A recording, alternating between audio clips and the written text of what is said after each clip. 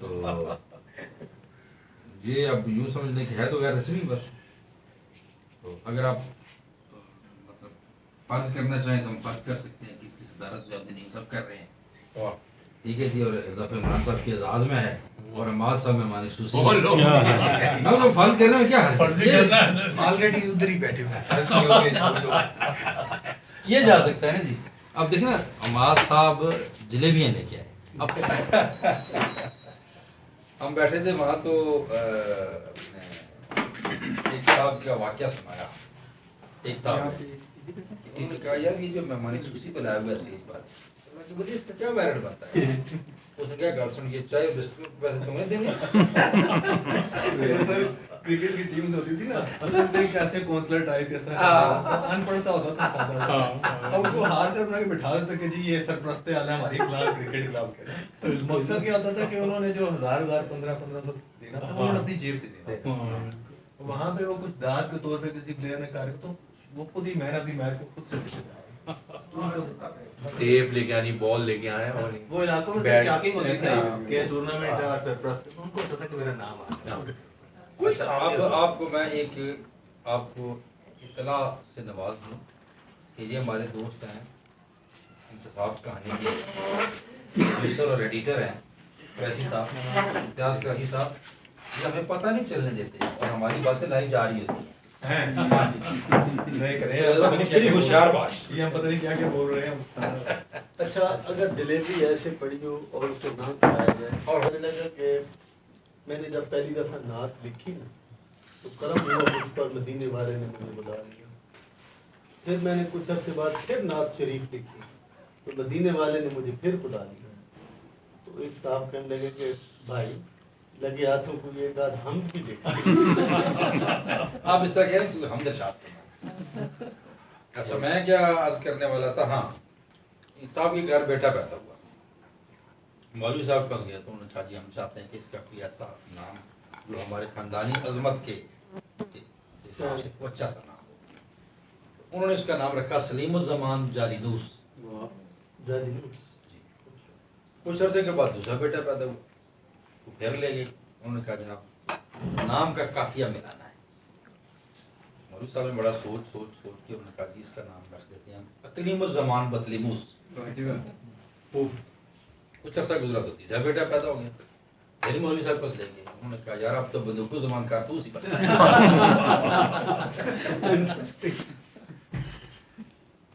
میری 4 ہمشیر گان کے جو ہے دادا جان نے یوں نام رکھے ہیں. اچھا. قرۃ العین آمنہ, عصمت العین طاہرہ, تنویر العین صادقہ, عفت العین آسیہ. اچھا پھر گھنٹی والی ڈاچی اور فریب کار بانسری. میرے بابا نے مجھے بتایا کہ میں کیا ہوں, کتنی حسین ہوں, کتنی دلکش ہوں. اس نے میری تربیت کی ہے. اس کی ماں کو اس کے باپ نے اس کی کم سنی میں چھوڑ دیا تھا. ماں کی دوسری شادی کر دی گئی. وہ ننیحال میں ماموں کے یہاں پلی, لیکن ماں کا سایہ سر پہ رہا کیونکہ ستیلا باپ کمائی کے غرض سے مشرق وسطیٰ میں تھا. تو اس کی ماں اپنے بھائیوں کے یہاں رہی. اسے ہمیشہ یہ بتایا گیا کہ وہ عام شکل صورت کی مالک ہے اور وہ یہی سمجھتی رہی. وہ 12-13 برس کی تھی یا اس سے کچھ اوپر, سہارے کی تلاش میں کسی کو چاہنے لگی. یوں پہلی بار جنسی تعلق کے کچے پکے ذائقے سے آشنا ہوئی. وہ مجھے ٹرین میں ملی تھی. ریل کے راستے سفر کرنا مجھے پسند ہے, لیکن ہم سفروں سے بات چیت کرنے سے اجتناب برتتا ہوں. کوشش ہوتی ہے کہ ٹرین چلتے ہی کتاب کھول کے بیٹھ جاؤں یا کھڑکی کے قریب نشست ہو تو باہر دوڑتے بھاگتے مناظر میں جی لگا لیتا ہوں, اس لیے کہ ارد گرد بیٹھے مسافروں کے بے سوال جواب کے سیشن سے جان چھڑائی جا سکے. یہ نہیں کہ میں مردم بیزار ہوں, لیکن مجھے چھوٹتے ہی ذاتی نوعیت کے سوالات کیے جانے سے چڑ ہوتی ہے. ہمارے یہاں کا چلن یہ ہے کہ کسی کا نام بھی نہیں پوچھا جاتا اور پہلا سوال یوں کرتے ہیں, آپ کیا کرتے ہیں.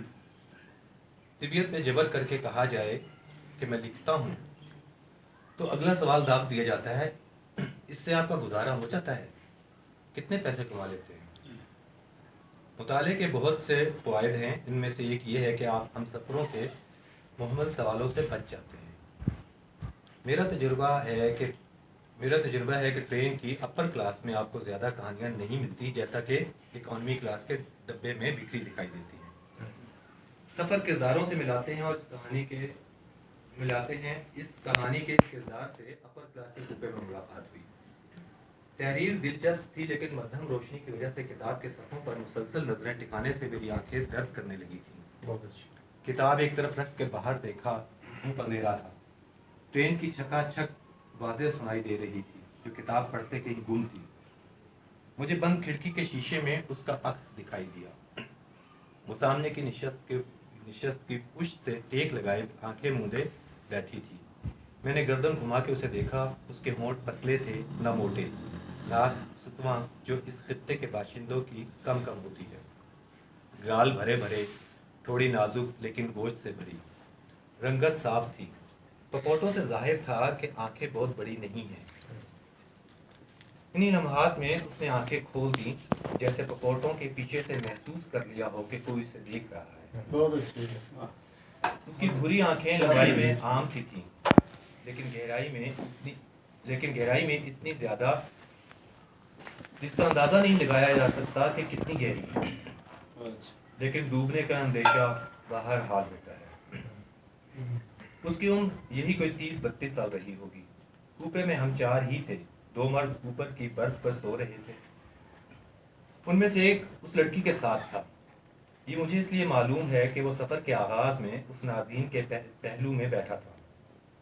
شاید کوئی عزیز ہو. موٹی سی توند والے اس شخص کے دھیمے دھیمے خراٹے رک رک کے سنائی دیتے تھے. میں نے کلائی گھڑی دیکھی. رات کے 11 سے کچھ زائد کا وقت تھا. آپ شاید سونا چاہتی ہیں اور لائٹ. میں نے اپنی خجالت مٹانے کے لیے کہہ دیا. اس کے لب ہی نہیں آنکھیں بھی مسکرائیں. بہت اچھی. جیسے مجھے برسوں سے جانتی ہو. نہیں، لائٹ بند ہوئی تو میرے لیے یہاں بیٹھنا مشکل ہوگا. مجھے اندھیرے سے خوف آتا ہے. میں کچھ کہتا وہ اس سے پہلے پوچھ بیٹھی. آپ لکھتے ہیں نا؟ کسی کا نام پوچھنے سے پہلے اس کے پروفیشن کے بارے میں سوال کرنا یہ پہلی بار تھا کہ مجھے معیوب نہیں لگا. آپ کو کیسے پتا؟ مجھے خوشگوار حیرت ہوئی. میں نے آن لائن پیپر میں آپ کی تصویر دیکھ کے پہچانا. اچھا لکھتے ہیں. وہ ٹھہر ٹھہر کے بات کر رہی تھی. میں مسرور ہوا جیسے ہر لکھنے والا پہچانے جانے پر ہوتا ہوگا. کیا آپ میری کہانی لکھیں گے؟ آپ کی کہانی؟ میں نے غیر معمولی اچنبھے کا اظہار کیا. کیوں؟ کیا پہلے کبھی کسی کی کہانی نہیں لکھی؟ اس کے پرسکون انداز میں رتی بھر کمی بیشی نہ ہوئی. لکھی تو ہے لیکن کہانیاں ایسے تھوڑی لکھی جاتی ہیں. میں اسے سمجھا نہ پاتا. تو کیسے لکھی جاتی ہیں؟ آپ تو رائٹر ہیں. آپ کے لیے لکھنا کیا مشکل ہے؟ یہ جملہ میں نے کئی بار سنا ہے اور کئی بار سنتا ہوں. نہ جانے اور کتنی بار سننا ہوگا. ہر بار مسکرانے کے سوا مجھ سے کوئی جواب نہیں بن پاتا. ممکن ہے کہ کسی روز مسکرانے کے علاوہ کوئی جواب دے پاؤں. لکھیں گے آپ؟ اس نے ایسے امید سے دیکھا جیسے وہ ہزاروں میل پیدل چل کر مجھ سے اپنی کہانی لکھوانے ہی آئی ہو. بہت اچھی. کوئی ایک دم سے ایسے بے تکلف کیوں کر ہو جاتا ہے؟ ایسا اعتماد کون دیتا ہے؟ سفر میں کوئی جادو ہے کہ ہم سفر کھلتے چلے جاتے ہیں. پنجابی اخان ہے، راہ پہ جانے یا واہ پہ جانے. آپ کسی کے ساتھ لین دین کریں یا سفر کریں وہ تبھی پہچانا جاتا ہے. سفر میں ملمہ ہوتا جاتا ہے. یہ پنجابی اخان میرا آزمودہ ہے. کئی احباب کے ساتھ سفر کر کے ان کے متعلق اپنی رائے پر نظر ثانی کرنے پہ مجبور ہوا ہوں. یہ کہانی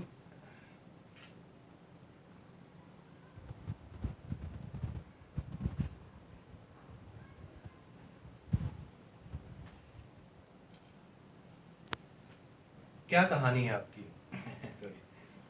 کیا کہانی ہے آپ کی؟ مجھے اس میں دلچسپی پیدا ہوئی. مشکل سی ہے. اس نے ایک لمحے کے لیے پلکیں جھکائی. مشکل سی؟ کیا مطلب؟ اس نے نگاہ اوپر برف پہ ڈالی جیسے یقین کر لینا چاہتی ہو کہ اس کی آواز سننے والا کوئی اور ذی ہوش تو نہیں ہے. اس دوران مجھے یہ پوچھنے کا موقع مل گیا، یہ آپ کے سر تاج؟ اس نے سوال مکمل ہونے سے پہلے جواب دیا. میرا رد عمل ایسا تھا جیسے یقین نہ آیا ہو. وہ میری حیرت زدہ صورت دیکھ کر لطف اندوز ہوئی. سر کے تاج؟ اس نے یوں واضح کیا جیسے مذاق کرتی اور ساتھ ہی اپنی ہنسی کو دبا دیا. میں بھی مسکرائے بغیر نہ رہا. اس لڑکی کو پہناوے کا سلیقہ تھا، جبکہ اس کا سر تاج ظاہر میں اس طبقے کا لگتا تھا جنہیں پہننے اوڑھنے کا طریقہ سلیقہ نہیں ہوتا، چاہے جتنے بھی متمول ہوں۔ میرے ذہن میں جھماتا ہوا، ضرور یہ اپنے بیڈول رشتے کا ماجرا کہنا چاہتی ہے۔ اچھا تو یہ کہانی ہے آپ کی شادی آپ کے گھر والوں نے پیسہ دیکھ کر دی ہے نا؟ آپ نے دیکھا ہوگا جب کسی گلوکار کا انٹرویو لیا جا رہا ہو تو وہ کیمرے کے سامنے کسمسا کے بات کرتا ہے، لیکن جو ہی اسے گانے کے لیے کہا جائے اس کا اعتماد دیکھنے لائق ہوتا ہے۔ میرے اندر کا فسانہ جو بیدار ہو گیا تھا، اور کہانی کہنے والے کا اعتماد بھی۔ بہت جلد باز ہیں آپ، بڑی جلدی کرتے ہیں نتیجہ نکالنے میں۔ میں نے تو سنا تھا کہانیاں لکھنے والے وہ دیکھ لیتے ہیں جو دوسرے نہیں دیکھ پاتے، آپ تو وہی دیکھتے ہیں جو سب دیکھتے ہیں۔ مجھے اس لڑکی کا انداز مصور کر گیا۔ اچھا آپ کہیے، میں صرف سنوں گا۔ رات طویل تھی اور ٹرین کی کھٹاکھٹ کے علاوہ ہمارے بیچ میں کوئی مخل نہ تھا۔ اس نے کہانی کا آغاز کہیں اور سے کیا تھا۔ جو بھی ہو تھا تو میں اجنبی ہی، ایک ملاقات میں کوئی اپنا دل کیوں کھول کے رکھ دے گا۔ اس نے کچھ قصہ اس رات سنایا، کچھ 2-3 مہینوں کے بیچ کے وقفوں میں۔ وہ 18-19 سال کی تھی جب کوئی اسے کالج کے گیٹ سے نکلتا دیکھ کر اس پہ فدا ہو گیا۔ وہاں وہ اپنی کزن سے ملنے آیا تھا، اس سے ربط بڑھایا، ٹکڑوں میں سنی اس کی ہڈ بیٹی طویل ہے۔ مختصر یہ کہ دونوں کے خاندان کی شدید مخالفت کے باوجود ان کی منگنی ہوگی۔ تقریب میں لڑکی کے خاندان کے کچھ لوگ شریک تھے، مگر عین وقت پر لڑکے کے گھر والوں نے آنے سے انکار کر دیا۔ محبوب رخصتی اور نکاح سے پہلے تقریب میں لڑکی خاندان کچھ شریک تھے، مگر عین وقت پر لڑکے کے گھر والوں نے ٹھیک ہے انکار کر دیا۔ محبوب رخصتی اور نکاح سے پہلے میں اتنا پریشان معذرت جی، بس آپ کو یہ تو پتہ چل گیا ہوگا اس بریک میں کہ میں بہت برا بول کرتا ہوں۔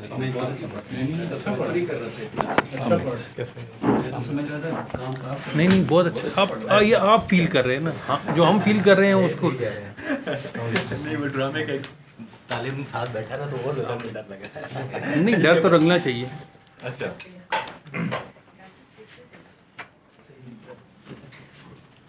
جی شروع کروں؟ جی کریں۔ میں پھر سے آ رہا ہوں۔ وہ 18-19 سال کی تھی جب کوئی اسے کالج کے گیٹ سے نکلتا دیکھ کر اس پر فدا ہو گیا۔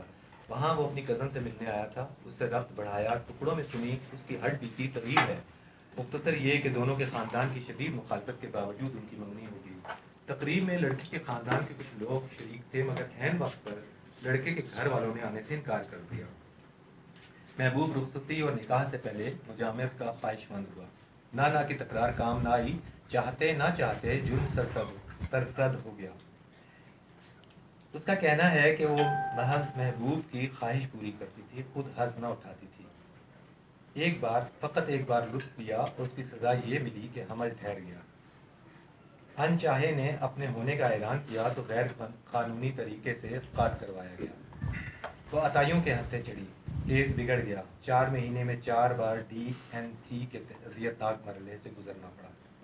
اس سہانے کی بھنک ہوتا ہے پڑھتے جائیں جو آپ کو لگ رہا ہے۔ اس سہانے کی بھنک کسی اور کے کان میں نہ پڑی۔ اپنی سی کوشش کے باوجود لڑکا گھر والوں کو منانے میں ناکام رہا تو لڑکی کے اہل خانہ نے رشتہ ختم کرنے کا اعلان کر دیا۔ لڑکی کے ضمیر پر بوجھ تھا کہ میں اب کسی اور کے قابل کہاں رہ گئی ہوں۔ وہ ماں کے سامنے ڈٹ گئی کہ یہیں شادی کرے گی۔ رخصتی ہوئی۔ اس مرتبہ بھی لڑکے کے گھر والے شریک نہ تھے۔ لڑکی شادی سے پہلے مجامعت کے بھیانک نتائج بھگت چکی تھی۔ جنسی عمل خوف کی صورت رگو پے میں سرایت تھا۔ شادی کے پہلے ہی مہینے میاں بیوی کے درمیان جھگڑے شروع ہو گئے۔ بیکے کس منہ سے جاتی؟ اپنی ایک سہیلی سے اس مجبوری کا ذکر کیا تو وہ اسے اپنے ایک عزیز کے پاس لے گئی جو دم درود کرتا تھا۔ کیا ہوا کیا نہیں، کیسے ہوا کیسا نہیں ہونا چاہیے تھا، اس بحث میں کیا پڑھنا۔ پیر کے ہاتھ میں شفا تھی، اس نے اسے لذت کے مفہوم سے آشنا کیا۔ کہتی ہے کہ وہ ان لمحوں میں اس کے ساتھ بے خود ہو جاتی تھی، وہ نہ ہو تو اس کی تڑپ رہتی تھی، لیکن اب ان 4 مہینوں کی 4 ملاقاتوں کو یاد کرے تو اپنے آپ سے گھن آتی ہے۔ پہلے اس پیر نے اس کے شوہر سے دوستی کی، آئے دن ملاقات کرتا رہا، شوہر کو الگ سے کہتا کہ یہ عورت تمہارے قابل نہیں ہے، اور بیوی کو الگ سے سمجھاتا کہ تمہارے شوہر نے تمہارے جیسی فرشتہ سیرت کی قدر نہ کی۔ پیر کہتا تھا اپنے شوہر سے طلاق لے کر مجھ سے شادی کر لو. وہ اس کے لیے تیار بھی تھی. اس کا کہنا تھا مجھے اپنے شوہر سے نفرت ہونے لگی تھی، جس کی خاطر میں نے ہر طرح کا سمجھوتا کیا، خاندان بھر کی باتیں سنی. وہ بالکل اس کے برعکس نکلا جس بات کا دعویٰ کرتا تھا. کہتے ہیں نا عشق اور مشق چھپائے نہیں چھپتے. ایک روز پیر کا کیا ٹیکسٹ میسج اس کے مجازی خدا کے ہاتھ لگ گیا، جس میں بےتابی کا اظہار کیا گیا تھا کہ اس ٹیکسٹ میسج میں ان کی قربت کے وصال کے لمحوں کا ذکر تھا. شوہر نے لڑکی کی ماں کو بلا بھیجا اور اس کی بیٹی کے کرتوت بیان کیے. ماں دھک سے رہ گئی کہ یہ کیا ہو گیا. اسے ماں کے ہمراہ کر دیا گیا. اس دوران میں پیر نے رابطہ کرنے کی کوشش کی تو لڑکی نے اسے صاف کہہ دیا کہ وہ کسی کو منہ دکھانے کی قابل نہیں رہی، لہذا اس کا پیچھا چھوڑ دے. پیر نے پیچھا چھوڑ دیا. برسوں کی کہانی سننے کے لیے وہ رات نہایت مختصر تھی. پھر کراچی اور راول پنڈی کے درمیان فاصلہ ہی کتنا ہے. جدا ہونے سے پہلے ہم آپس میں ٹیلی فون نمبروں کا تبادلہ کر چکے تھے. یوں ہمارے بیچ میں رابطے کا امکان بنا رہا. اس نے مجھے پیر کی تصویر واٹس ایپ کی. عجیب بے ڈھک سا آدمی تھا، آنکھیں رنگی سی، کچھ اس کے سرتاج کا سا. میں نے استفسار کیا ایسی نازک اور حسین عورت اس پر کیوں کر فدا ہو گئی؟ یہ میری سمجھ سے بالا ہے. پیر نے مجھے تعویذ گھول کے پلا دیے تھے. اس نے کئی دنوں کی ریاضت کے بعد شوہر سے رابطہ کر کے کسی نہ کسی طرح یقین دلایا. میرا پیر سے جسمانی تعلق نہ تھا، ہم محض بوسو کنار تک ہی پہنچے تھے. اگرچہ یہ جھوٹ تھا، ویسے بھی سچ کی قدر کہاں ہوتی ہے. اس دوران میں لڑکی کا سسر فوت ہو گیا. سانے دل پگھلا دیتے ہیں. شوہر نے اسے معاف کر کے گھر میں جگہ دے دی. یوں ایک بار پھر ازدواجی تعلق کی گاڑی چلنے لگی. بتاتی ہے کہ بیچ بیچ میں میاں کو دورہ پڑ جاتا تھا. وہ کہتا تھا مجھے جب خیال آتا ہے کہ تم پیر کے ساتھ سوئی ہو تو یہ مجھ سے برداشت نہیں ہوتا. انسانی کردار بھی رنگ رنگ ہیں. ایک طرف گھر والی کا پیر سے وقتی لذت کا ناطہ پسند نہ آیا تھا، تو دوسری طرف وہ ستم گر اسی پیر کا معتقد بنا پھرتا رہا. شادی کے 1.5 سال بعد ان کے یہاں لڑکا پیدا ہوا. تیسرے سال حمل ٹھہرا تو قسم نے ضد کر لی کہ ایبارشن کروا دو، مجھے مزید اولاد نہیں چاہیے. وہ لرز گئی کیونکہ ابھی اسے اس قاطع حمل کا پہلا خوفناک تجربہ نہیں بھولا تھا. اس کے بقول اس دوران میں اس کے ہم سفر کا دل کسی اور میں جا اٹکا تھا. وہ حصول لذت کی غیر فطری راہ سے آشنا ہوا جس کے لیے اس کی زوجہ راضی نہ ہوتی تھی. اب وہ گھر میں کم اور باہر زیادہ وقت دینے لگا تھا. ان کے بیچ میں لڑائی جھگڑے معمول ہوئے. ایسے میں منقوہا کو تانا بھی دیا جاتا کہ وہ کبھی پیر کے ساتھ منہ کالا کر کے آئی تھی، تبھی وہ کسی اور عورت سے ربط بڑھا کے اس کی بے وفائی کا بدلہ لے رہا ہے. ادھر معشوق نے مطالبہ کر دیا کہ بیوی کو طلاق دو گے تو میرے پاس آنا. دلربا کے سامنے ٹیلی فون کال ملا کر نکاحی کو کئی بار طلاق دی. مطلقہ نے رو دھو کے ماں کو پکارا. وہ ساس کے سامنے منکر ہو گیا کہ میں نے طلاق دی ہی نہیں. اکیلے میں اسے سمجھایا کہ تم حاملہ ہو، میرے کہنے سے طلاق نہیں ہو سکتی. الغرض اس دوران میں ان کے یہاں بیٹی نے جنم لیا. شوہر نے زچہ کو گھر سے نکال دیا اس لیے کہ اس کے ساتھ رہنے سے اس کی محبوبہ ناراض ہوتی تھی. اس بار وہ ماں کے گھر نہیں گئی بلکہ بابول سے رابطہ کیا جس نے بچپن میں اسے ماں کے حوالے کر دیا تھا. اس کے والد نے دوسری شادی کر رکھی تھی، اس میں سے بھی اولاد تھی. اس سے پہلے مجھے اپنے حسن کا ادراک نہیں تھا. اب میرے بابا نے بتایا کہ میں کیا ہوں، کتنی حسین ہوں، کتنی دلکش ہوں. ایک دن اس کا باپ نہا کر غسل خانے سے باہر آیا تو وہ صحن میں بیٹھی اپنے بچوں کو کھلا رہی تھی. باپ کے بدن سے صرف تولیہ لپٹا دیکھ کر اس کی ایسی ہنسی چھوٹی کہ رکنے کا نام نہ لیا. بابا نے خفت مٹانے کو کہا کیوں ہنستی ہو؟ تم بھی میرے بدن کا حصہ ہو، میری جیسی ہو. کون سا لمحہ تھا، کون سا پل، کون سی گھڑی وہ یہ بتانے سے قاصر رہی. بس وہ ہو گیا جس کے متعلق بات کرتے وہ رو پڑتی. کب اور کیسے حدیں کراس ہوئی وہ صحیح سے بتا نہ پائی. میں بچپن سے باپ کے پیار کو ترسی تھی. اب بابا کے بازو پر سر رکھ کے سوتی تھی. چنتی تھی وہ مجھے چنتا تھا کیونکہ ہم صدیوں بعد ملے تھے.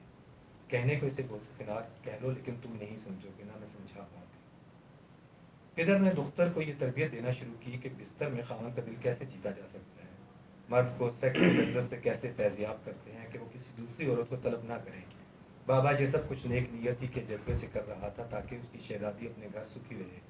بابول کے یہاں اس کی تربیت جاری تھی کہ شوہر نے طلاق کے کاغذ بھیج دیے. بابا نے اس بات دینا نہ چھوڑے۔ تماشا یہ ہوا کہ وہ اپنے ہی باپ کے بچے کی ماں بننے والی ہوگی۔ روئی پیٹی کہ بچہ ضائع نہیں کروں گی، لیکن ایک دفعہ پھر اس قاطع عمل کی اذیت سے گزری، اسے باپ کے رشتے سے بھی نفرت ہوگی۔ تم مرد بوجھ دینا جانتے ہو، بوجھ اٹھاتے نہیں۔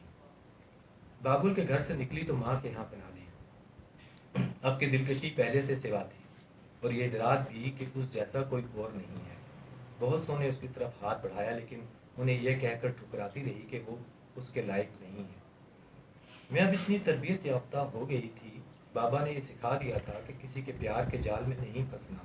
مجھے متمول مرد کی تلاش تھی، آسودگی کی تمنا۔ خیال تھا کہ دولت مند کے یہاں اور کچھ ہو نہ ہو، آسودگی تو ہوگی۔ سوتے میں حلق سے خراٹے لینے والا پھولی توند والا شخص اس کا آسودہ حال سرتاج تھا۔ پھر تمہیں آسودگی حاصل ہوئی؟ آسودگی کسے کہتے ہیں؟ اس نے گویا خود سے پوچھا۔ مجھے کیا معلوم، تم ہی کہو۔ اس لمحے ہم بستر میں بے لباس لیٹے ہوئے تھے۔ میرے سوال کرنے پہ وہ خاصی دیر تک چپ رہی۔ جب اس نے کہنے کے لیے لفظ جمع کر لیے تو گویا ہوئی، میرے لیے ایک معمہ ہے۔ معمہ یہ ہے کہ مجھے نہ پہلے خاوند کے ساتھ ہم بستری کا مزہ یاد ہے، نہ اس کے دیے درد کا شکوہ ہے، نہ بابا سے جسمانی تعلق رکھنے پہ ندامت باقی ہے۔ پر کیا ہے کہ مجھے وہ پیر نہیں بھولتا جس کی قربت میں اپنے ہوش گنوا بیٹھتی تھی۔ قسم لے لو، اگرچہ اس نے مجھے لذت سے آشنا کیا، لیکن پھر بھی مجھے نفرت ہے اس سے۔ کیا ہے کہ میں اب وہی شدت ڈھونڈتی پھرتی ہوں، وہ لذت نہیں ملتی جو اس پیر کے وصل سے حاصل ہوئی تھی۔ میں آج تک کسی اور کے ساتھ اس انتہا پر نہیں پہنچی جیسے اس کے ساتھ۔ تم بتا سکتے ہو کہ جب کوئی آپ کو رازدار بنا لے، مشورہ چاہے، سوال کرے، تو بعض اوقات بڑی تکلیف دہ صورت احوال سے گزرنا پڑتا ہے۔ اس سمے آپ پر ایک اذیت ناک کیفیت طاری ہو جاتی ہے، جب بے حد سوچنے پر، بہت چاہتے ہوئے بھی آپ فقط ایک کیوں کا جواب نہیں تلاش کر پاتے۔ بہت اچھا۔ میں معافی چاہتا ہوں، بہت سے میں نے لفظ اللہ کر دیے۔ نہیں ٹھیک پڑھا ہے آپ نے، نہیں، ٹھیک کر رہے تھے کہ آپ اتنا صاف پڑھ لیں گے۔ بہت شکریہ، آپ نے توقع سے بہت بہتر۔ استاد محترم، سب سے پہلے بات میں کرتا ہوں، پھر رحمان بھائی، پھر ارشد بھائی۔ نہیں نارمل گل کریے۔ بسم اللہ الرحمن ارشد بھائی تو الرحیم۔ شکر ہے بیچ میں اٹھ کے نہیں پردہ دار مرد بات نہیں کریں گے باقی۔ بسم اللہ الرحمن الرحیم۔ اس افسانے پر الگ سے بات کرنا تو ظاہر ہے غلط بات ہے، کیونکہ ہم نے آئینہ نما کی تقریب رونمائی شروع کر رکھی ہے، تو مجموعی طور پہ ہمیں پوری کتاب اور ظفر عمران پر بات کرنا ہوگا۔ لیکن اس افسانے کو سننے کے بعد ایک اندازہ ہوا ہے کہ کتاب کے باقی افسانے کس مزاج کے ہوں گے۔ تو نقطہ نظر اس کے کہ آپ نے اس میں جو کراچی سے سیکھی ہوئی اردو اور راولپنڈی سے سیکھی ہوئی اردو دونوں کا حسین امتزاج پیش کیا ہے، جگہ جگہ محسوس ہوتی تھی، اور یہ کوئی تنقیدی اجلاس نہیں ہے کہ میں وہ نقطے نکالوں، اس سے قطع نظر موضوعات جو آپ نے چنے ان سے بھی قطع نظر، کیونکہ وہ آپ کا اپنی پسند ہے۔ لطف کی بات یہ ہے کہ آپ نے بالکل الگ انداز کا افسانہ لکھا جو میں بات کرنا چاہتا ہوں، اور یقیناً باقی بھی ایسے ہوں گے۔ وہ کیسے؟ اب میں یہ ثابت کروں گا کہ آپ نے الگ انداز کا افسانہ کیسے لکھا ہے۔ آپ نے جزیات بالکل نہیں لکھی۔ آپ نے ون لائن، جب میں فہیم برنی کے ساتھ کام کر رہا تھا تو مجھے ون لائن میرے دونوں نقطے 30,000 اٹھا لیا۔ یہ آپ کچھ نہیں کہیں گے۔ آپ نے ون لائن کی طرز پہ افسانہ لکھا۔ اگر یوں کہا جائے کہ آپ کے اس افسانے کا جو پلاٹ تھا وہ ایک ناول جتنا بڑا تھا، جس کو آپ نے اپنے اس ون لائن کے انداز میں ایک افسانہ بنا دیا، اور وہ بھی مختصر افسانہ بولا ہے۔ اگر میں لکھتا یہ افسانہ تو 30 صفحے کا ہوتا۔ یہ سب زندہ باد۔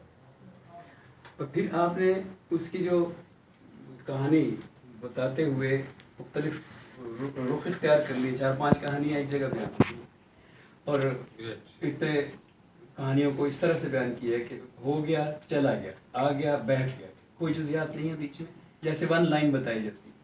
غالباً آپ پہ اپنے فلم انڈسٹری اور اپنے ڈرامہ نگاری کی وجہ سے یہ ماحول سا رہتا ہے لکھنے کا، سنانے کا ون لائن، اس سے آپ کی ایک عادت سی بنی ہوئی تھی، وہ وجہ ہوگی۔ سب نے ویسے، میں نے فیس بک پہ بھی آپ کے بارے میں کسی نے لکھا تو یہ بات سب نے مشترکہ طور پر کی ہے۔ تو زبان خلق ہے، اس لیے ہو سکتا ہے کہ ایسا ہی ہو، اور آپ کے افسانے باقی بھی جو ہیں وہ ڈرامہ نگار کے افسانے، ان باتوں نے آپ کے افسانوں کو روایتی افسانے سے، جو روایتی افسانے جنسیات پر ہیں ان سے بھی الگ کر دیا تھا۔ اگر اس افسانے کی جزیات لکھی جاتی تو بہت برا افسانہ ہو جاتا۔ آپ نے یہ کمال کر دیا، برا افسانہ ہو جاتا یہ، بن جاتا۔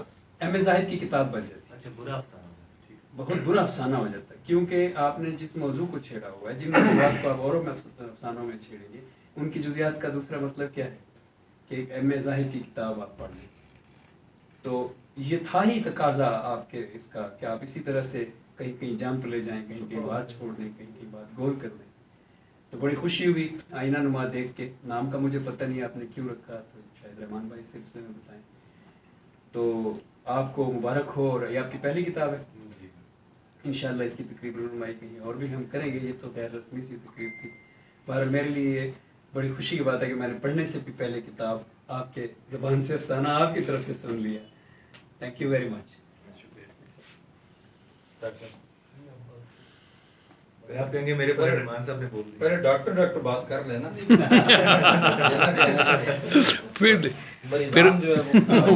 پھر کمپاؤنڈر کی باری انجینئرنگ کا بھی کچھ نہ کچھ آ جائے۔ میں نے جی ان کے 2-3 افسانے پڑھے ہیں، میں ان کو فون پہ بھی بتایا تھا، مجھے نہیں موقع زیادہ، اور موقع سے زیادہ حوصلہ نہیں پڑا پڑھنے کا۔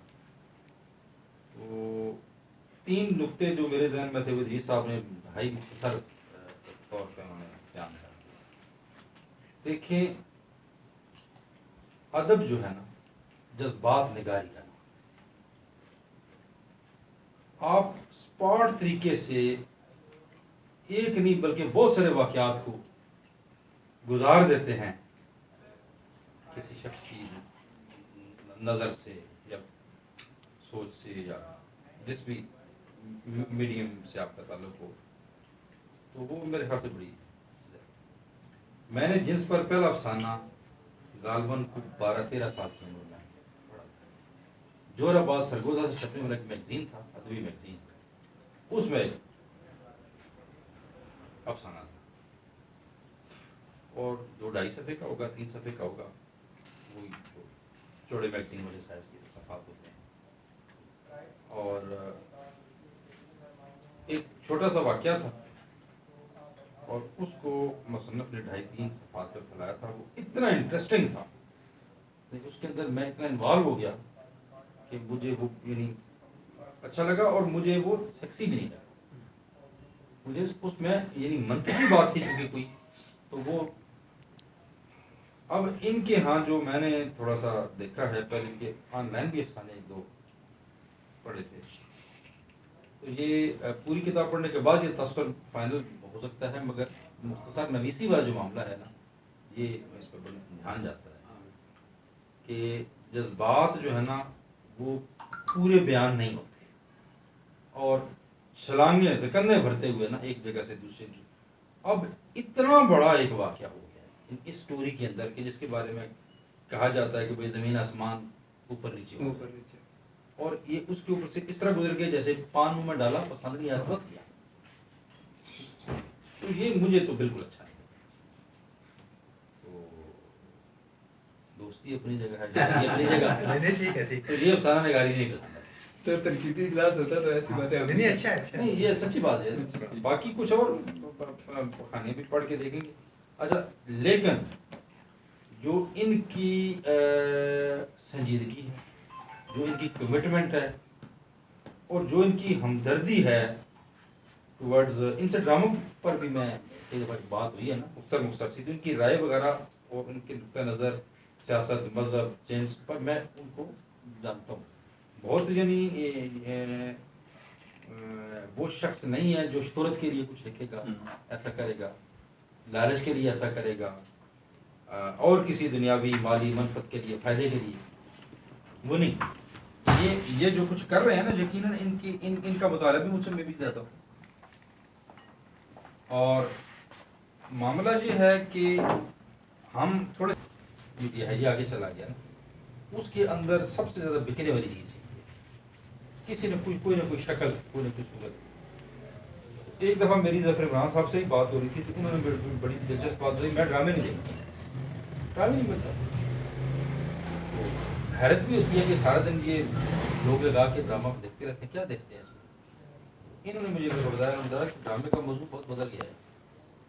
میں نے کہا یار کیا موضوع بدلنا ہے, وہ تو ہم جب چھوٹے چھوٹے سے تھے تو اس وقت بھی ڈرامے میں ٹی وی میں تو لڑکا لڑکی کو لے کے بھاگ گیا ہوتا تھا, لیکن آج 35 سال بعد بھی اس کو لے کے بھاگنا بڑا مشکل کام ہے سوسائٹی میں.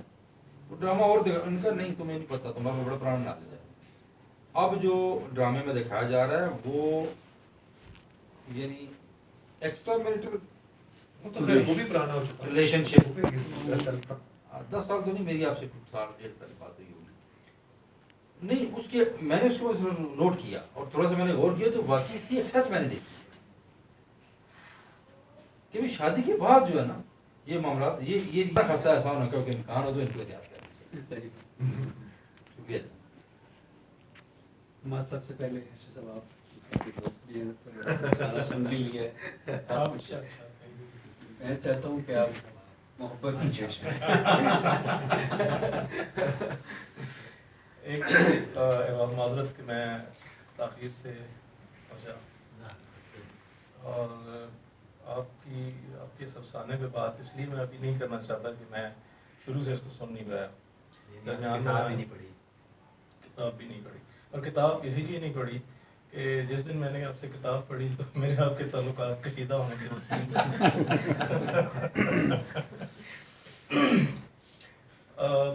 یہ تو کوئی چلیں ان کی ڈریسنگ پہ, ان کے میک اپ پہ, ان کی لک پہ بات کرتے ہیں. شخصیت اچھا آدمی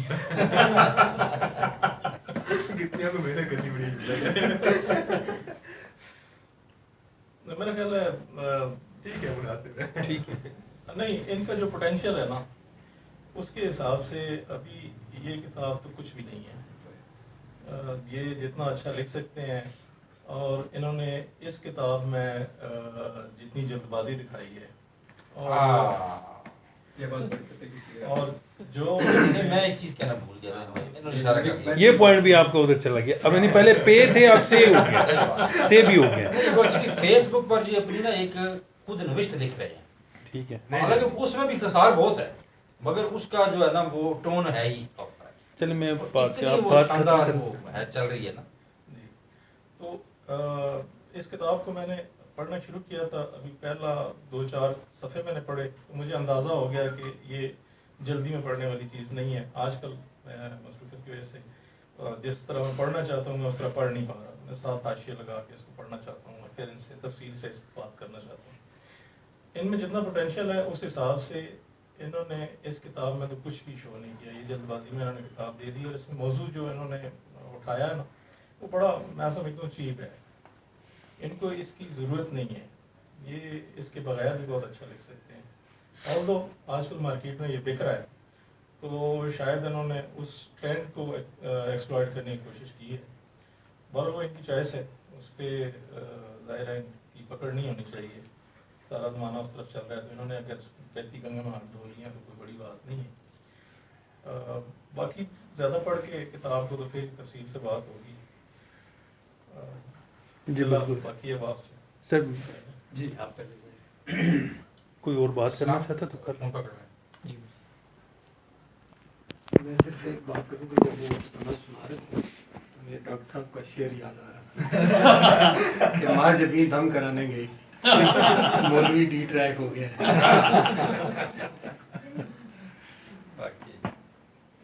اچھا, میں یہاں جتنی بھی گفتگو ہوئی ہے, چونکہ میں تو افسانے کے حوالے سے بات کر سکتا ہوں, میں افسانہ لکھتا بھی ہوں, میرا بھی کم و بیش اسی طرح کا موضوع ہے. لیکن زیر دست جو بات ہو رہی ہے, دیکھیں میں ڈیفینڈ کروں گا پہلے تو جلد بازی کہ جی کتاب پورا میڈیا بھرا پڑ رہا ہے. مطلب اگر ہم 22 کروڑ عوام ہیں تو آدھے ملین جو ہیں, ملین سے بھی زیادہ جو ہے وہ افسانہ نگار بھی ہیں بیک وقت اپنی ونڈو کے ساتھ, وہ تنقید نگار بھی ہیں, وہ پروڈیوسر بھی ہیں. تو یہ بات ذرا نہیں اچھی لگتی کہ ایک رائٹر کتاب لکھ بھی رہا ہے اور وہ شائع بھی کر رہا ہے اور پھر اس کو یہ کہا. دوسری بات یہ ہے کہ میری یہ پہلا افسانہ ہی ہے, پہلی ملاقات ہے ان سے, دوسری ملاقات ہے. دیکھیں بات یہ ہے آپ کے پاس جتنا بڑا برتن ہو آپ اس میں اتنا زیادہ پانی بھر سکتے ہیں اور اس کو اٹھا سکتے ہیں، کیری کر سکتے ہیں، تو پھر تو آپ کسی بھی موضوع پہ لکھیں گے تو کوئی مسئلہ نہیں ہے. لیکن اگر آپ کے پاس برتن بہت بڑا ہے اور آپ اس میں اس سے زیادہ پانی جو ہے وہ کر رہے ہیں، بھر رہے ہیں، اور وہ آپ کیری کرنے کا آپ کو طریقہ نہیں ہے، تو وہ چھلکے گا بھی اور لوگ آپ کو برا بھی بھلا بھی کہیں گے، آپ سے چلنا بھی نہیں ہوگا اور گزرنا بھی نہیں ہوگا. میں نے یہ افسانہ سنا ہے، گو کہ رحمان حفیظ صاحب نے اور آزاد صاحب نے جو باتیں کہی ہیں وہ اپنی جگہ پہ درست ہیں، لیکن میں پھر وہی بات کر رہا ہوں کہ وہ جو جذبات کی کمی کی بات جو کی گئی ہے، جو جزیات نگاری کی بات کی گئی ہے، میں سمجھتا ہوں کہ رائٹر جو ہے اس نے اپنے ٹریٹمنٹ میں، اپنے اسلوب میں اس چیز کو کور کیا ہے. وہاں کہیں وہ گرا نہیں ہے، بھرانا نہیں ہوا. کہانی کا موضوع کچھ بھی ہو، لیکن اس کی گرفت جو ہے وہ آپ دیکھیں کہ وہ مضبوط ہے. اس نے، جیسے آپ نے کہا بالکل درست ہے کہ 4 کہانیاں ہیں، رحمان حفیظ صاحب نے بھی یہی کہا کہ وہ آ رہی ہیں اور جا رہی ہیں. دیکھیں ڈریگ نہیں ہو رہا، یا تو آپ ڈریگ، آپ نے پسٹل دکھائی ہے اور پھر آپ اس کو لے کے لمبی تان لے کے چل رہے ہیں چل رہے ہیں چل رہے ہیں اور چل ہی نہیں رہی، وہ نہ اس کو میان میں رکھ رہے ہیں نہ اس کو سنبھال رہے ہیں. تو میں یہ سمجھتا ہوں کہ جتنے بھی انگریڈینٹس انہوں نے ڈالے ہیں اس میں انہوں نے اس کو کافی حد تک جو ہے، بہت تو نہیں لیکن کافی حد تک جو ہے نا، اس کو انہوں نے ان کو نبھایا بھی ہے، کوشش کی ہے پوری، اور وہ نبھے بھی ہیں. یہ نہیں کیا کہ جی کہانی سٹوری کریکٹر ڈالا اور کریکٹر کو بس وہ ساتھ چل رہا ہے، اس کو آپ گھسیٹ رہے ہیں لیکن وہ کہیں سم اپ نہیں ہو رہا. تو مجھے یہ کہانی اچھی لگی کہ انہوں نے ٹریٹمنٹ سے گیم کھیلی ہے ساری. میں بالکل ایگری کرتا ہوں ارشد صاحب سے کہ یہ بالکل کلیشے موضوع ہو گیا ہے، 10 سال پرانا الٹرا. ابھی کل پرسوں میری یاسر سے بات ہو رہی تھی ان کے ایف ایم پہ، تو وہ پوچھ رہے تھے کہ آج کی کہانی جو ہے افسانہ نگار کے لیے جتنا بڑا مسئلہ ہے، شاعر کے لیے تو ہے ہی نہیں. آپ دیکھیں 10 چینل اٹھائیں، اس میں 30-35 منٹ کا جو ہے وہ آپ کو انہوں نے پتہ نہیں نیٹ جیو نے پتہ نہیں کیا سکھا دیا ہے، تھنک اگین. اور انہوں نے وہی معاشرے سے لی ہوئی کہانیاں اس کو ری ڈراماٹائز کر رہے ہیں، اور اتنے بھونڈے طریقے سے وہ ری ڈراماٹائز کر رہے ہیں. آپ 10 منٹ بیٹھ کے دیکھیں، آپ کو کیا آنے لگے گی. ایک ہی موضوع ہے، عورت، ادھر سے عورت ادھر سے عورت، عورت ہی عورت ہے. اور نہیں عورت کا، میں تو موضوع سے نہیں بات کر رہا، میں کہتا ہوں اس کو بڑھتے بھی نا. اب دیکھیں آپ کتنی دفعہ کریں گے، کتنی دفعہ آپ جو ہے وہی ایکسٹرا میرٹل کا میں لفظ نہیں استعمال کرنا چاہ رہا تھا. دیکھیں ماں بھی ہے، بہن بھی ہے، لیکن آپ 1 مہینہ دیکھ لیں ذرا، آپ وہی اسٹاک کریکٹر ہیں.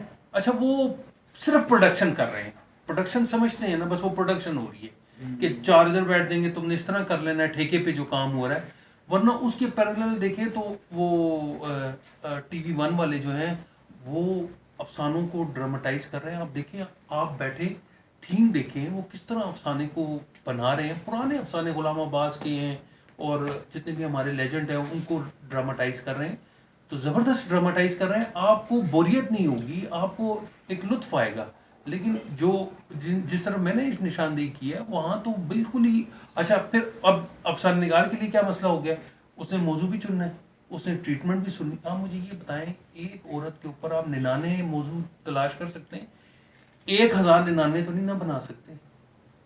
تو موضوعات کا پھر صحیح بات ہے، پھر آپ کو ٹریٹمنٹ کا سہارا لینا پڑتا ہے، پھر موضوع بھی آپ نے چننا ہے، اور پھر اس کو جزیات سے مثلا آپ نے اس کو. اب اس میں اس افسانے میں طوالت نہیں تھی، طویل تو تھا لیکن غیر ضروری ہم اس کو تو داد دینا کہ اگر وہ جیسے آپ نے وہ نشاندہی کر ہی دی تھی کہ اگر اس میں جزیات اگر انتظار حسین صاحب کی طرح ہوتا تو یہ تو پھر ناول بن جاتا اور پھر وہ برا ناول ہوتا. دیکھیں ہمیں ایک چیز یہ دیکھنی چاہیے اس دور میں جو کہ سوشل میڈیا کا دور ہے، آپ نے قاری کو ساتھ لانا بھی ہے، اس کو ناراض قاری کو ساتھ لے کے چلنا بھی ہے، اس کو ریٹین بھی رکھنا ہے کہ وہ آپ کی انگلی چھڑا کے بھاگ نہ جائے، اور آپ نے افسانہ بھی لکھنا ہے اور اس کو کامیاب بھی بنانا ہے. اگر ہم اسی چیزوں کو دیکھیں گے اور طویل کر دیتے ہیں چیزیں تو وہ پھر بڑا مشکل ہو جائے گا. پھر لوگ اسی لیے چلے جائیں گے میڈیا کی طرف چلے جائیں گے کہ ہم 1 گھنٹہ آدھا گھنٹہ بوریت میں پڑھیں تو ہم انٹرٹینمنٹ میں کیوں نہ. کیونکہ کہانی جو ہے، میں اس دن یہی کہہ رہا تھا، کہ ایک افسانہ پڑھنے کی چیز تھی, افسانہ سننے کی چیز تھی, جو کہ صرف دیکھنے کی چیز رہ گئی. اچھا کر بہت خوب. اب وہ صرف دیکھنے کی چیز رہ گئی ہے, اور ہماری جتنی نوجوان نسل ہے وہ کہتی ہے یہ ہم تو افسانہ دیکھتے ہیں تو ہم پڑھیں گے کیسے. آپ امراؤ جان ادا جب دیکھ لیتے ہیں, مووی دیکھ لیتے ہیں, تو آپ پھر اس کو پڑھ کے دیکھیں, آپ کو وہ لطف نہیں آئے گا جو کہ پہلے آپ تحریر پڑھ کے بنا لیا. وہ آپ کو, اور وہ آپ کا ختم نہیں ہوتا. آپ 10,000 پروڈکشنیں دیکھ لیں اور ایک کلاس ہو, لیکن جو آپ نے پڑھ لیا ہے وہ آپ کو وہ ایور گرین وہ ایور گرین ہے, اور آپ کو اس کا لطف آئے گا. تو میں سمجھتا ہوں کہ ظفر عمران صاحب نے اپنی طرف سے جتنی چیزیں اس میں کریکٹر شامل کی ہیں, آمد و رفت ہوئی ہے, نشست برخاست, اور وہ بڑے عزت کے ساتھ اس کو انہوں نے رخصت بھی کیا ہے. یہ نہیں کہ بیچ میں چھوڑ دیا. ہمارے افسانہ نگار اکثر یہی کرتے ہیں, 35 قسم کی کہانیاں پیرل چل رہی ہیں اور اینڈ پہ رزلٹ نہیں ہے. اور ان کا رزلٹ بھی میں یہ کہتا ہوں, افسانہ اسٹارٹ کرنا تو بڑا آسان ہے, لیکن اس کو ختم کرنا جو ہے وہ فنکار ہی کرتا ہے, وہ عام بندہ نہیں کر سکتا. انہوں نے افسانے کو جو ہے وہ منطقی انجام تک پہنچایا ہے, اور اگر ہم اس کو 100% نمبر نہیں دے سکتے تو 95% نمبر تو دیں گے. شکریہ. کیسا آپ کچھ کہنا چاہیے؟ ایک تو میں تیار نہیں تھی, اور پھر مجھے لگا کہ شاید آپ لوگوں کی محفل میں اچانک ہی والے تو میں تو صرف سنتے ہی تھی, تو مجھے لگ رہا تھا کہ یہ مرد کی لکھی ہوئی مردوں کے لیے کہانی ہے. اس میں کیا بات ہے. جو ہے مجھے تو صرف یہی محسوس ہو رہا تھا کہ ایک خاتون کی جو عکاسی تھی, مرد نہیں نظر آ رہے تھے کہیں پر بھی, اور لکھی بھی شاید مردوں کے لیے گئی ہے. اس سے زیادہ میں نے ابھی پڑھا نہیں, آپ کو سے واقف نہیں ہے, اس سے زیادہ میں نے کچھ کہہ سکتی. بڑا اہم بات کی. ایک دو باتیں میں کرنا چاہتا ہوں. مجھے یاد ہے کہ کوئی جب ہم یعنی اسٹوڈنٹ تھے نا, تو تب معین اختر کے یہ کیسٹیں سنتے تھے جس میں وہ ڈفرینٹ قسم کی لطیفے یا اس طرح کی چیزیں وہ سناتا تھا. تو ایک بات مجھے آپ کا یہ سننا کہ معین اختر نے ایک منظر پیش کیا کہ شہنشاہ اکبر واپس لوٹ آئے. تو شہنشاہ نے اپنے وزیر سے پوچھا کہ وزیر بہادردین یہ بتاؤ میری رعایا کیا کر رہی. تو اس نے کہا بادشاہ معظم آپ کی 50% رعایا عشق کر رہی ہے. اس نے کہا اگر 50% عشق کر رہی ہے تو باقی 50% کیا کر رہی ہے. انہوں نے کہا شہنشاہ معظم وہ اس انتظار میں ہے کہ ان کی لائن کٹے اور ہماری. اچھا, اب یہ اس وقت کی اس بندے کی آبزرویشن تھی. میں تو سمپل یہ سمجھتا ہوں کہ جو ہمارا موجودہ زمانہ ہے اس میں ڈیفینیٹلی یہ جو آپ مسئلہ بیان کر رہے ہیں یہ ہماری سوسائٹی کا مسئلہ ہے, اس میں کوئی شک نہیں ہے. لیکن اس سے بھی بڑے مسئلے جس سے اس وقت ہماری جنریشن, ینگ جنریشن خاص طور پر گزر رہی ہے, اس کو حل کرنے کی صحیح کم از کم افسانہ نگاروں میں مجھے بہت کم نظر آتی ہے. کہ کوئی بھی افسانہ سنے, میں ہلکا باب ذوق میں کئی دفعہ افسانے سنے, کھینچ تان کر بات جو ہے وہ سیکس کی طرف لوگ لے کر بالکل ایسے. مجھے اس پہ شدید اعتراض ہے کہ بھائی دیکھیں نا, سیکس اگر کوئی پارٹ آف لائف ہے تو کتنے % پارٹ آف لائف ہے؟ کیا 5% ہے, 10% ہے, 20% ہے, 40% ہے؟ ہرگز 100% نہیں ہے. اس لیے کہ لائف جن اور مسائل سے اس وقت گزر رہی ہے, یا آج کا انسان جن مسائل کا شکار ہے, کہ میں نے کہیں پر پڑھا تھا کہ آپ اگر کسی چوک پہ کھڑے ہو جائیں اور آنے جانے والے لوگوں کے چہروں کا جائزہ لیں, اور اگر آپ ایک سائیکالوجسٹ کی نظر سے ان کو دیکھیں تو آپ کو میکسیمم لوگ سائیکالوجیکل پیشنٹ نظر ایسے ان کو بھی سے بیان کیا. اور ادریس صاحب بالکل ٹھیک کہہ رہے ہیں کہ آپ کے افسانہ کے جو ایونٹس تھے وہ ایسے تھے کہ اس کی وضاحت جو ہے وہ ہو بھی نہیں سکتی تھی, اس کو اسی طرح اشاروں میں ہی بیان کیا جا سکتا ہے. لیکن آپ نے ایک واقعے کو دوسرے واقعے کے ساتھ عمدہ طریقے سے, عمدہ بنت کے ساتھ آپ نے جوڑا ہے, اور یہ چیز اچھی لگی ہے. صرف مجھے ایک کمی یہ لگی ہے کہ کاش اس میں آپ ہمیں کوئی درمیان میں کوئی ایک آدھ 8-10 لائنوں کے بعد ایک آدھ ایسا جملہ بھی دے دیتے کہ جو ہمارے ذرا ذہنوں کیا بات، دست بہت خوب، کیا بہت بہت اچھی بڑی بات کی ہے کہ میں نے افسانے سارے پڑھے ہیں، آماد ادر صاحب. اور پہلے تو میں مبارکباد دوں گا ان کو، کیونکہ کسی بھی لکھے ہوئے کا کاغذ پہ آ جانا، سوچے ہوئے کا، بڑا واقعہ. یہ بڑا ایک واقعہ ہے، کیونکہ کاغذ قبول نہیں کرتا. کاغذ کی اپنی ایک مت ہے. کاغذ جہاں سے چلتا ہے اپنے قدیمی زمانے سے چلتا اور ہم تک پہنچتا ہے، تو یہ ایسے قبول نہیں کرتا. کاغذ پہ آنا ہی کمال ہے. بعد کی بات ہے اس پہ کیا ہوا، کیا لکھا گیا، لیکن ان کو پہلے تو مبارکباد اس بات کی کہ ان کو کاغذ نے قبول کیے. بہت بلند قسم کے رائٹر، لکھاری، افسانہ نگار، شاعر ایسے ہیں جو محافل میں جان بنے ہوئے ہیں، بہت داد لیتے ہیں، لیکن کاغذ پہ نہیں ہے. یہاں پہ بھی ایک آدھ موجود ہے. بہت سارے ہیں، سامنے کی مثال ہے نہیں. ٹھیک ہے، کاغذ پہ نہیں ہے. تو کاغذ پہ آنا اور کاغذ کا قبول کرنا ہی بہت بڑی کام ہے. بہت اچھی بات ہے. ٹھیک ہے، اس کا بہت بڑا پس منظر ہے کہ یہ کہاں سے آتا ہے اور کیسے ہوتا ہے. دوسری جہاں تک یہ بات ہے کہ ہم خواب بھی اسی زبان میں دیکھتے ہیں جو ہم بولتے ہیں زبان میں. کبھی ایسا نہیں ہوتا کہ میں انگریزی میں خواب دیکھتا ہوں، کیونکہ میری زبان مادری زبان پنجابی ہے، اور لیکن ہم اردو بولتے رہے، کراچی چلے گئے تو کبھی پنجابی میں دیکھتا ہوں، کبھی اردو میں دیکھتا ہوں، کبھی انگریزی میں نے خواب نہیں دیکھا. صرف قائد اعظم صاحب انگریزی میں خواب ٹھیک ہے نا. تو انہوں نے بھی جو کچھ لکھا، جو کچھ سوچا، جو کچھ اسی طرح ہے اس کو. لیکن میں ایک چیز سمجھتا ہوں کہ جو ان سے شاید ہو گئی، وہ یہ ہوئی ہے کہ یہ جس طرح کی شخصیت ہے ان کی، جس طرح کا ان کا اورا ہے، تحریریں چھوٹی ہیں. یعنی میں ان سے توقع یہ رکھتا تھا کہ جس طرح کا یہ بندہ ہے نا، شاید ڈرامہ انڈسٹری میں رہنے کی وجہ سے، شاید عمیر احمد کو پڑھنے کی وجہ سے، ٹھیک ہے، شاید ان کو دیکھنے کی وجہ سے، یا شاید ڈرامہ، میں سمجھتا ہوں ڈرامہ، کیونکہ میں بھی طالب علم ہوں، میں فلم کا طالب علم ہوں، یہ ڈرامہ اور فلم دونوں کے ہیں، تو میں صرف فلم کی طرف ہی توجہ رہی میری. تو ان کے ہاں ایک چیز ہے جس کو میں کہوں گا جو میرے لیے مناسب ہے، یہ لاؤڈ لکھتے ہیں. یعنی ہماری فلمی زبان کو صحیح کہا. لاؤڈ کہتے ہیں.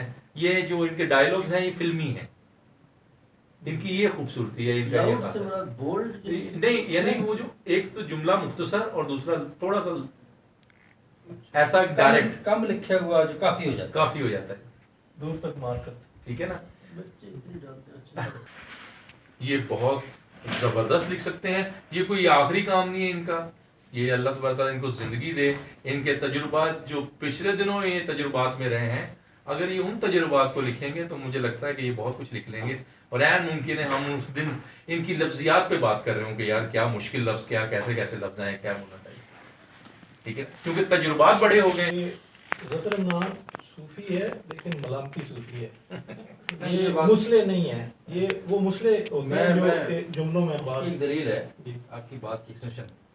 آئینہ نما جو انہوں نے نام رکھا ہے، جی جی، یعنی آئینہ نہیں ہے، آئینہ نما ہے. ہاں، مطلب جو آپ کو آپ کا سیلف دکھا رہا ہے نا، یہ اس کو اس کا سیلف دکھا رہا جی، ہے. ریفلیکشن اس کی ہے یہ. تو یہ طنز اس میں نام نہیں شامل ہے. آپ اگر آخر میں بولیں گے، آپ احتجاج آخر میں بولیں گے. آخر ہو ہی گیا نا سر. آخر آپ ان کی بولتی بند کرنے کے لیے نا سر، آپ جہاں مناسب مجھے ان کو مطلب اسٹاپ کر دیجیے گا. حلقہ ارباب ذوق میں جو طریقہ کار ہے کہ بولنے ہی نہیں دیا ہے، میں یہ تو سمجھتا جب کہ سب کی رائے تک پہنچ جائے گی پھر یہ بولیں. نہیں سر، آخر آ گیا، ابھی بھی بول سکتے ہیں. رائے آ چکی ہے سر. ابھی آخر نہیں آیا نا، ابھی اس نے اسلام نے بات کر دی. اسلام صاحب نے کہا میں خاموش رہوں گا. سینئر لوگ بعد میں بات کریں گے نا سب اسلام. ایسے افسانوں پر اسلام کو بات اسلام خاموش ہو جائے. ایسے افسانوں پہ اسلام خاموش. اسلامی افسانے بھی ہوتے ہیں. اسلام اور ویسے ایک بات چھوٹی سی مجھے یاد آ گئی بات، یہ جو جنس والا موضوع ہے یہ کوئی یعنی کہ ایسی بات نہیں ہے. یہ کب سے چل رہا ہے؟ اس طرف جانا چاہیے. لیکن دوسری بات یہ ہے کہ آلدو جو بھی لکھا جاتا ہے، لکھنے والا جو بھی لکھتا ہے وہ اسی معاشرے کا عکس ہوتا ہے، اس کے اندر سے ہی یہ چیزیں جو ہے نکالی جاتی ہیں. لیکن کچھ چیزیں ایسی ہیں جو حقیقت تو ہیں لیکن شاید ان کو نہ لکھا جانا زیادہ مناسب ہوگا. جیسے اس میں ایک باپ کا جو دکھایا گیا جو کریکٹر ہے، وہ اگر آپ نے نہیں پڑھا، اگر آپ کے ذہن میں وہ نہیں آیا، کبھی آپ کی آنکھ سے نہیں گزرا، تو شاید آپ اس کی طرف آپ کا دھیان نہیں جائے گا، ریڈر کا دھیان نہیں جائے گا. لیکن جب آپ اس کو بیان کریں گے تو وہ ریڈر کے دھیان میں بھی آئے گا اور پھر کہیں شاید عمل میں بھی آ جائے گا. تو کچھ چیزیں ایسی ہوتی ہیں ان کی سینسٹیوٹیز کو دیکھتے ہوئے ہمیں ان کو اپنے موضوعات کا حصہ نہیں بنانا چاہیے. یہ ریالٹیز ہیں، یہ نہیں ہے کہ یہ کوئی حقائق سے اس کے برعکس علاوہ نہیں ہے. اس کے علاوہ جو ہے نا وہ بات کر لیں نا، صحیح رہے. جی جی اپنی بات مکمل کر لیں.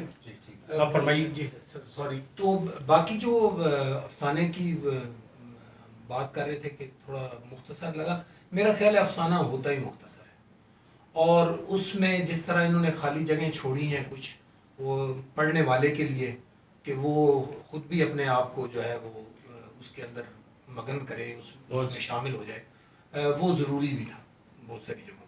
اور افسانے کو جہاں انہوں نے ختم کیا وہ بھی اسی طرح بڑا اچھا. مجھے تو اس کا افسانے کے حوالے سے کہ وہ کیسا ہونا چاہیے اور کیسا اس کو ختم ہونا چاہیے کہاں پر، وہ مجھے اچھا لگا. لیکن باقی جو میری اپنی آبزرویشن تھی وہ میں نے اس پہ بیان کر کریں گے، بالکل کریں گے. کس نے روکا ہے آپ کو؟ میں یہ پوچھ رہا ہوں. آپ کی طرف آ جاتے ہیں. 2 ہی لوگ محفل میں جنہوں نے پوری کتاب پڑھی ہے اور اب انہیں کو بولنے نہیں دے رہے ہیں. یار یہ تو ظلم ہے. میں یہ ایک چیز گزارش کروں گا کہ جو اختصار کی بات ہوئی کہ اس میں کچھ اختصار محسوس ہوا، تو brevity is the soul of what.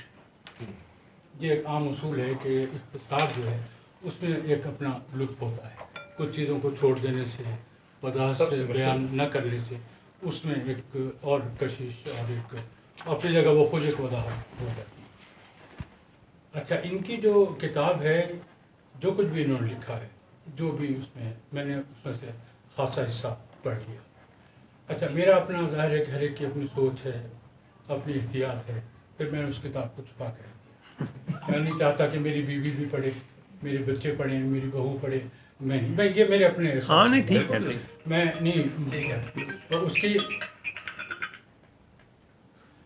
جی سنیے ہلو. جی سر. تو وہ میں نے اس کو چھپا کے رکھ دیا اور میں سمجھتا ہوں کہ میں نے ٹھیک کیا. ٹھیک ہے، درست درست. اچھا، دوسری جو ایک بات مجھے بہت اچھی لگی ان کی، وہ یہ ہے کہ جو بھی کانٹینٹ ہے اس کا، بیشتر چیزیں میں نے پڑھ لی، جو بھی کانٹینٹ ہے اس کا، تو اس کو آگے پہنچانے میں یہ اتنے مخلص ہیں کہ انہوں نے اس کتاب کا انتصاب اپنی امی کے نام کیا ہے. انتصاب ان کا ہے امی کے نام، یعنی اپنے تئیں وہ اس پورے یعنی مواد کو، اس پورے سلسلے کو امی تک بھی پہنچانے کے گویا، اور امی کے نام انتصاب کرنے کو بھی گویا درست جان رہے ہیں. گویا انہوں نے جو کچھ کیا ہے اپنے حساب سے پوری نیک نیتی سے ایک بات کو درست سمجھ کے کیا ہے، اور یہ ایک بڑی اچھی بات ہے اپنی جگہ. اچھا، اب ہم جب میں کوئی 51 سال کا کم سے کم دیکھتا ہوں کہ افسانے جب میں نے پڑھنے شروع کیے تو 50 سال پہلے سے میں نے سب کو پڑھا. میں نے عصمت کو پڑھا، میں نے قرۃ العین کو پڑھا، میں نے واحدہ تبسم کے دونوں اسٹائل پڑھے. ایک بالکل مختلف، ایک بالکل عین جنسی واحدہ تبسم کا سلسلہ، وہ کوئی پیچھے نہیں رہی ان سے اس زمانے میں. تو وہ اترن وغیرہ آپ کو اس کے سارے افسانے دیکھ لیجیے. تو اس میں بعض افسانے تو بالکل صریحاً مجھے ایسے لگے کہ اگر تو کہانی کی نیڈ ہو اور آپ کھول کے اس کو بیان کر رہے ہیں پھر تو اس پہ کوئی اعتراض کی بات نہیں ہوتی ہے. بعض جگہ میں نے محسوس کیا کہ وہ مثلاً ایک ان کی کہانی ہے جس میں انہوں نے اس کال گرل کو یا وائف کو ایک بہت ہمدرد انسان دکھانا چاہا ہے کہ مثلاً یہ اس کو جب رخصت کرتے ہیں تو اس کو یہ 2000 یا 3000 روپے دے دیتے ہیں، تو کوئی ضرورت مند ہوتا ہے اس کو یہ پیسے نہیں دینا چاہتے. تو وہ جو خاتون ہے ان سارے مراحل سے گزرنے کے بعد آخر میں اس کا کیریکٹر یہ نظر آتا ہے कि उस ज़रूरतमंद की वो ज़रूरत पूरी कर देती है। अच्छा, उसमें मैं जो देखता हूँ, उसमें जो जिस हद तक तफसीलात बयान की गई हैं, ग़ालिबन अगर उस हद तक तफसीलात ना भी बयान की जाती तो शायद काम चल सकता था। तो बात वही फिर आ जाती है, बहाली का एक शेर है ना कि आगे बढ़े ना किस्से इश्क़ बुता से हम, सब कुछ कहा मगर न खुले राज़दां से। तो एक ये तरीक़ेकार है। इसमें जो सबसे बड़ा नमूना है कि आज भी हम अगर सोचें, गौर करें, तो बेशतर अफराद शायद ये बात माने कि आज भी सबसे बड़ी अफसाना निगार या नॉवेलिस्ट क़ुर्रतुल ऐन हैदर है। क़ुर्रतुल ऐन हैदर की पूरी किताबें पढ़ जाइए। एक किताब आखिर शब का हम सफ़र उसकी है, तो उसमें इस किस्म के मौज़ूआत आए हैं, लेकिन उसमें भी उसका पैराया यही है कि आगे बढ़े न किस्से इश्क़ बुता से हम, सब कुछ कहा मगर न खुले राज़ से। गोया ये बातें थोड़ा सा पर्दे में रख के भी की जा सकती हैं, बेहतर की। तो ये एक वही जैसे हमारे सईद राजा साहब ने कहा कि ये हमारा अपना एक नुक्ता नज़र भी हो सकता है, जिसमें मतलब तो वो बात है कि उन्होंने इस किताब का इंतसाब ही अपनी अम्मी के नाम किया है। गोया वो सारा कंटेंट ये मुनासिब समझते हैं कि उनकी अम्मी भी पढ़ें, और आगे दायरे का अम्मी पढ़ें तो वाई नॉट